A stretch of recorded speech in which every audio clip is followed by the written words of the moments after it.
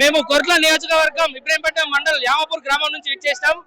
జీవన్ రెడ్డి గారు అత్యధిక భారీ జనసంద్రంతో ఈ రోజు కేసీఆర్ ఆధ్వర్యంలో జైత్యాల పట్టణంలో మా బీఆర్ఎస్ పార్టీలోకి వస్తున్నందుకు మేము మా కేసీఆర్ ని చూడాలని, అట్లాగే ఈ దరుబాజీ కాంగ్రెస్ ప్రభుత్వం మీద వ్యతిరేకత ఎంతుందో చూపెట్టాలని ఇక్కడికి విచ్చేసినాం. మా జీవన్ రెడ్డి గారిని ఎంత బాధ పెట్టిండో మనం అందరం చూసినాము. అట్లాంటి ఒక గొప్ప మహానాయకుడిని మా పార్టీలోకి తీసుకోవడం చాలా ఆనందంగా ఉంది. నెక్స్ట్ మా జగిత్యాల జిల్లా మొత్తం గులాబీమయం అవుతుందని, గులాబీ జెండా ఎగరేస్తామని, అలాగే ఈ జనసంద్రం చూస్తే అర్థమైపోతుంది మీకు. ఇప్పటికే జగిత్యాలలో జైత్రయాత్ర మొదలైంది. కాంగ్రెస్ ప్రభుత్వం మీద జగిత్యాలలో జైత్రయాత్ర మొదలు పెట్టాం. ఖబర్దార్ కాంగ్రెస్, రాబోయేది మా గులాబీ పార్టీ మాత్రమే, గుర్తుపెట్టుకోవాలని కోరుకుంటున్నారు. జై తెలంగాణ, జై సంజయ్ అన్న. బీఆర్ఎస్ పార్టీ బలం అని చెప్పుకొని రావడం జరుగుతుంది.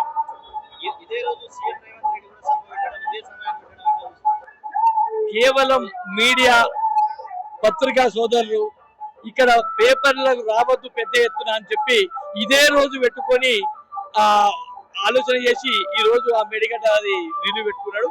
ఖచ్చితంగా మీడియా కావచ్చు ఏది కానీ ప్రజల ఆదరణ ఏ పార్టీకి ఉంటుందో ఏ వ్యక్తులకు ఉంటుందో అక్కడ పెద్ద ఎత్తున జనం వస్తారు. మీడియా సుతా మాకు సహకరిస్తారు.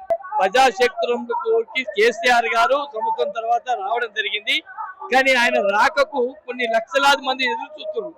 కానీ ఇక్కడ ఏంటంటే పట్టణంలో స్థలం చిన్నగా ఉండడం వల్ల కొంతమంది రాలేక టీవీలకే అంకితం అయిపోయారు. ఖచ్చితంగా ఆయన ఏ సభ పెట్టినా లక్షలాది మంది తరలి వస్తారు. వాస్తవం సార్, ఎందుకు పోతున్నారు అక్కడ?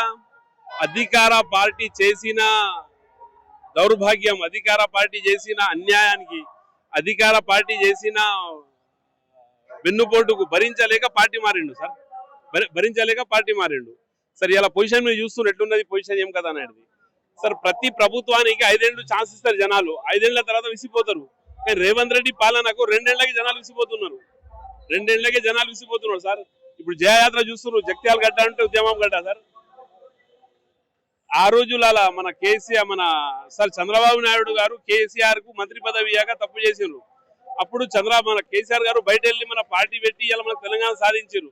అదే తప్పు ఇలా రేవంత్ రెడ్డి గారు చేసిండ్రు. జీవన్ రెడ్డి గారికి వాళ్ళ టీం లెగలి తీసేస్తే ఇవాళ జీవన్ రెడ్డి గారు యాంటీ చేసిండ్రు సార్. దానికి వచ్చిన ప్రభావం దీన్ని కూడా సార్ అట్లనే. ఇక ముందు చూడండి, ఇక్కడ నుంచి రేవంత్ రెడ్డి గారు రోజు ఎంచుకోవాలి సార్. దానికి ఒకటి కారణం సార్, డబల్ బెడ్రూమ్ సార్. ఇక్కడ యావత్ తెలంగాణ లోపల 4000 డబల్ బెడ్రూమ్ ఎక్కడ ఇవ్వలేదు, జగిత్యాల ఇచ్చారు. అది కూడా ఎలక్షన్ల కన్నా ముందు ఇచ్చారు. కాబట్టి అప్పుడు వాళ్ళ పబ్లిక్ లోపల ఏమైందంటే సార్, అంటే ఒకవేళ సంజీవ్ కుమార్ సార్ కి ఓడిపోతే మీ బెడ్రూమ్ లోని క్యాన్సల్ అవుతాయి అని అదొకటి వాళ్ళకి ఫుల్ మైండ్ లో కూకున్నది. కాబట్టి వాళ్ళకి ఎంత చెప్పినా వాళ్ళు ఇల్లేరు సార్. ఎంత ఒక 16,000 మెజారిటీ అంటే 8,000 ప్లస్ 8,000 మైనస్. ఇది డబుల్ బెడ్రూమ్ కాబట్టి ఎక్కువ ఎఫెక్ట్ అయింది సార్. ఇక సార్ అది మీరు దాని గురించి మాకన్నా సార్ అధికార పార్టీ మొన్న వచ్చింది సార్. 10 ఏళ్ళతో టీఆర్ఎస్ కదా సార్, 10 ఏళ్ళతో టీఆర్ఎస్ కదా. అధికార పార్టీ వచ్చిన 5 నెలలకి మళ్ళీ గడపలేదు సార్. ఇప్పుడు 2 ఏళ్ళ నుంచి ఎమ్మెల్యే సార్ అలా తోటి ఉన్నారు కదా. జీవన్ రెడ్డి సార్ అక్కడ కేరే చేస్తలేరు. రాహుల్ గా మన రేవంత్ రెడ్డి గారు జీవన్ రెడ్డి సార్ కేరే చేస్తలేరు, అక్కడ పట్టించుకుంటలేరు. అక్కడ గదే సార్ అప్పుడు టీఆర్ఎస్ అధికారం ఉన్నప్పుడు. ఇక సార్ అది మీరు అడగాలి క్వశ్చన్, మీరు మీడియా ద్వారా మీరు అడగాలి సార్. కాదు కదా సార్, అట్లేం లేదు. అది సార్ మొన్న పదే చెప్పారు. ముంగట మనం ఏంటంటే రేవంత్ రెడ్డి చేసిన దుర్మార్గ పాలనకు వ్యతిరేకంగా మనం వెళ్ళిపోయినాము. రేవంత్ రెడ్డి ఓడగొట్టేందుకు కేసీఆర్ తోటి కలిసి పనిచేస్తున్నాం. అది మనకు గాడ్ గిఫ్ట్. రేపు మా పెద్ద నాయకుడు కేసీఆర్ ఎట్లంటే దాని ప్రకారంగా పొడి చేద్దాం. కానీ ఇప్పుడే వాళ్ళ కోడలు జీవన్ రెడ్డి నడితే ఏం లేదు సార్. ఒకటంటే ప్రజాస్వామ్యం లోపల ప్రజాస్వామ్యబద్ధంగా ఎలక్షన్లు కొట్లాడాలి, ప్రజలకు సేవ చేసే ఉద్దేశంతో జీవన్ రెడ్డి గారు సార్ పార్టీ నుంచి పెట్టొచ్చారు సార్. చాలా సంతోషకరమైన శుభ పరిణామం. ఏదైతే మా బీఆర్ఎస్ పార్టీకి కేసీఆర్ తర్వాత కేసీఆర్ అనుకుంటున్నాం. జీవన్ రెడ్డి ఎంత అయితే అనగదొక్కబడ్డాడో అది కేసీఆర్ వాళ్ళంతా లేవగలుగుతారనే ఆలోచన మాకుంది ఇప్పటి వరకు అయితే. తప్పు తప్పు తప్పు తప్పు ఆ ప్రభుత్వం ఉన్నట్టు కాంగ్రెస్ గవర్నమెంట్ 40 సంవత్సరాల సుదీర్ఘ పరిపాలన లోపల అనగదొక్కబడి అరాచక పరిపాలన లోపల దానికోసమే ఇలా బీఆర్ఎస్ పార్టీ చేస్తాం. దానికి ప్రజలు కూడా సహకరిస్తారు, జగిత్యాల ప్రజలు కూడా సహకరిస్తారని మేము భావిస్తున్నాం. ప్రభుత్వం మీద వ్యతిరేకత ఉంది, జీవన్ రెడ్డి కూడా సానుభూతి ఉంది, కానీ ప్రభుత్వం ఎక్కువ వ్యతిరేకత ఉంది. రైతులకు మంచి చేస్తాడు కాబట్టి ఖచ్చితంగా కేసీఆర్ సారే రావాలి. ఏం చేస్తుంది కాంగ్రెస్ ప్రభుత్వం? ఏం చేస్తుంది? ఏం లేదు. రైతులకు ఏం కూడా వేసింది ఏం లేదు. సార్ ఉన్నప్పుడే మంచి జరిగింది. ఏమేస్తుండు? రావాలి కేసీఆర్ సారే రావాలి ఖచ్చితంగా. అత్తడు ఒబ్లాపూర్ మల్లాపూర్ మండల్ ఒబ్లాపూర్ గ్రామం జీవన్ రెడ్డి గెలుస్తాడు. అంటే మాకు ఇలా వచ్చిండు కాబట్టి ఖచ్చితంగా మమ్మల్ని నమ్మి వచ్చిండు కాబట్టి ఖచ్చితంగా జీవన్ రెడ్డి గెలాలి. ఖచ్చితంగా కేసీఆర్ గెలుస్తారు. ఎందుకనంటే రేవంత్ రెడ్డి చేసినటువంటి ఆరు గ్యారంటీలు అన్ని కూడా అబద్ధపు పూటకపు గ్యారెంటీలు కాబట్టి ఖచ్చితంగా కేసీఆర్ గారే రానున్న రోజులలో అధికారంలోకి వస్తారు. గ్రామాన ఇవాళ స్వచ్ఛందంగా వాళ్ళు తరలి వస్తా ఉన్నారు. ఎందుకంటే కేసీఆర్ గారి మాటలు వినాలా, కేసీఆర్ గారిని కోల్పోతున్న ఉద్దేశం మీద ఇవాళ ఖచ్చితంగా కేసీఆర్ ని గెలిపించడానికి ఇలా జైత్యాల జిల్లా ఉమ్మడి కరీంనగర్ నుంచి స్వచ్ఛందంగా మహిళలు, యువకులు, విద్యార్థులు అందరూ తరలి వస్తా ఉన్నారు. ఖచ్చితంగా కేసీఆర్ గారు రానున్న రోజులలో మళ్ళీ ముఖ్యమంత్రి అవుతారు. రేవంత్ రెడ్డి అరాచక పాలన, కాంగ్రెస్ దుష్టపాలనను ఇబ్బంది పెడతా ఉన్నారు. ఇలా ఖచ్చితంగా ఇక్కడ ఉన్నటువంటి జీవన్ రెడ్డి గారిని వారు దూరం చేసుకోవడం, అంతటి నాయకుడు ఇలా టీఆర్ఎస్ పార్టీలో జాయిన్ కావడం, మా అందరి సమక్షంలో కేసీఆర్ సమక్షంలో జాయిన్ కావడం ఇలా చాలా గర్వకారణం. కాబట్టి ఈ యొక్క ఖచ్చితంగా కేసీఆర్ గారు ఈ రానున్న 2 నెలల ఖచ్చితంగా అధికారులకు తెలియజేస్తూ జై తెలంగాణ అనే వ్యక్తి మరి ఇవాళ ఒక తెలంగాణతోని ఒక తెలంగాణ పార్టీ కేటీఆర్ తోటి మరి అట్లాగే మన దగ్గర ఒక మంచి తనం ఉన్నది కాబట్టి ఈ బీఆర్ఎస్ లకు రావడం, ఎందుకంటే ప్రజల అభివృద్ధి కొరకు మరి కేసీఆర్ తోని అండదండలుగా ఉండి పనిచేస్తారని చెప్పి రావడం.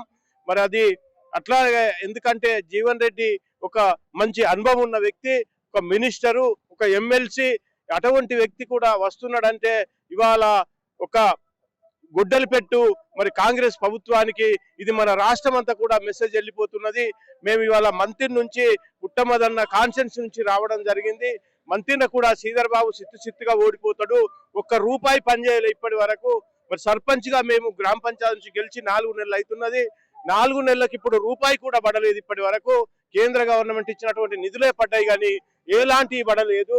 మరి అందుకొరకనే మేము చెప్తున్నాము, ఖచ్చితంగా ఫోటో తీసుకో, ఖచ్చితంగా మరి దాన్ని ప్రజలందరూ కూడా గమనిస్తున్నారు.